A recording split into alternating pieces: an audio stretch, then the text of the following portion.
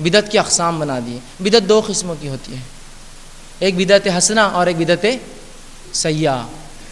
بدعت حسنہ اچھی بدعت، بدعت سیئہ بری بدعت. سوال یہ ہے رسول اللہ صلی اللہ علیہ وسلم نے تو اپنے ہر خطبے میں جب بھی آپ خطبہ دیتے کہتے ہیں کل بدعت ضلالہ، اور جتنے خطبہ میں نے دیا میں نے بھی حدیث برابر آپ کے سامنے پڑھی، تمام بدعتیں گمراہی ہے. کہاں کہاں بدعت حسنہ گمراہی نہیں ہے؟ کلو میں سب آ گیا، مکمل طور سے بدعتیں گمراہی. یاد رکھیے بدعت ہوتی یاد رکھیے. اس کو حسنہ اور سیئہ کہہ کر اپنے اعمال کو غارت نہ کریں. ماں عائشہ رضی اللہ عنہا فرماتی ہے بدعت کے تعلق سے کہتی ہے من عمل عملا لیس علیہ امرنا فہو رد. مسلم کی روایت ہے رسول اللہ نے فرمایا جس نے کوئی ایسا عمل کیا جو ہم نے نہ کیا ہو وہ رد کر دیا جائے گا، وہ مردود ہے. اسی طرح آپ فرماتی ہے آگے مسلم کی روایت ہے من احدث فی امرنا ھذا ما لیس منہ فہو رد. جس نے ہمارے دین میں کوئی نئی چیز ایجاد کی جو ہم نے نہ کی تھی فہو رد، وہ مردود ہے، وہ دھتکار دیا جائے گا. اور رسول اللہ صلی اللہ علیہ وسلم کی ایک روایت جو نسائی کی اور ابو داؤد کا کچھ حصہ ہے اس کے اندر جو آتا ہے، رسول اللہ صلی اللہ علیہ وسلم نے ایک بار خطبہ دیا.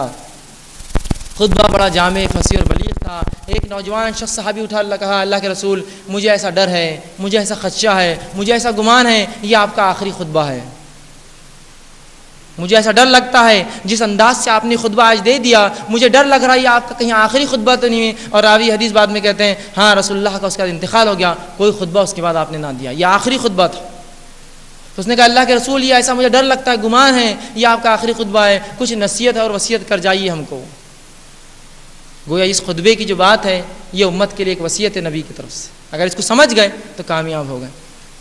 ایک باپ یا ایک ماں یا ایک گھر کا بوڑھا کوئی مر رہا ہو اس کی وصیت پر ہم عمل کرتے ہیں، یہ نبی کی وصیت ہے اس امت کے نام. تو رسول اللہ صلی اللہ علیہ وسلم نے اس کو فرمایا اور کہا فَإِنَّ خَيْرَ الْحَدِيثِ كِتَابُ اللَّهِ. سب سے بہترین بات اللہ کی کتاب کی بات ہے. فَإِنَّ أَحْسَنَ الْحَدِيثِ كِتَابُ اللَّهِ. سب سے بہترین بات اللہ کی کتاب کی بات ہے. پھر فرمایا وَخَيْرَ الْحَدِي هَدْيُ مُحَمَّدٍ صلی اللہ علیہ وسلم.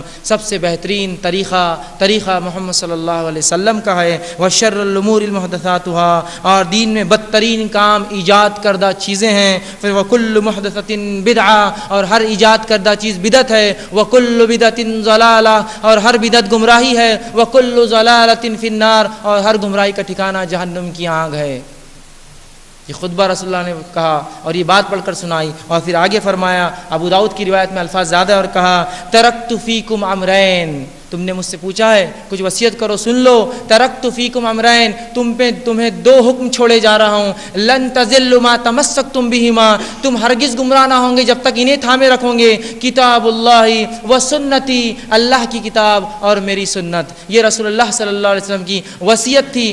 آخری خطبہ تھا جو امت کے نام دیا کہ تم گمراہ نہ ہوں گے کبھی. اس صحابی کا ڈر یہی تھا کہ آپ کے جانے کے بعد وہی کا سلسلہ بند ہو جائے گا، کون ہمیں بتائیں گا غلط کیا ہے صحیح کیا ہے. تو کہہ دیا رسول اللہ نے. یہ ابو داؤد کے الفاظ ہے ترکت فیکم امرین. میں تمہیں دو حکم چھوڑے جا رہا ہوں. لن تضلوا ما تمسکتم بہما. اور تمسک کہتے ہیں دانتوں سے پکڑنے کو. اگر تم اسے مضبوطی سے تھام لو تم کبھی گمراہ لن تضلوا ہرگز گمراہ نہ ہوں گے. کتاب اللہ و سنتی. اللہ کی کتاب اور میری سنت. اور ایک اس میں کہا اللہ کے رسول صلی اللہ علیہ وسلم نے اس کے آگے بھی ایک الفاظ میں کہا وسنت الخلفاء راشدین والمہدیین. یہ لفظ بھی آتے ہیں کہ خلفاء راشدین اور مہدیین کی سنت جو کہ ابوبکر صدیق، عمر ابن خطاب، عثمان ابن عفان، علی ابن طالب رضی اللہ عنہم جو ہے یہ ہے وہ خلفاء راشدین. تو جب تک ان کی سنت پہ رہو گے تم ہرگز گمراہ نہ ہوں گے. تو رسول اللہ نے جو امت کو آخری وصیت کی وہ بدعت کے تعلق سے کی کہ بدعت مت کرنا اس دین میں، بدعت مت کرنا. اور بدعتیوں کا کیا معاملہ ہوگا؟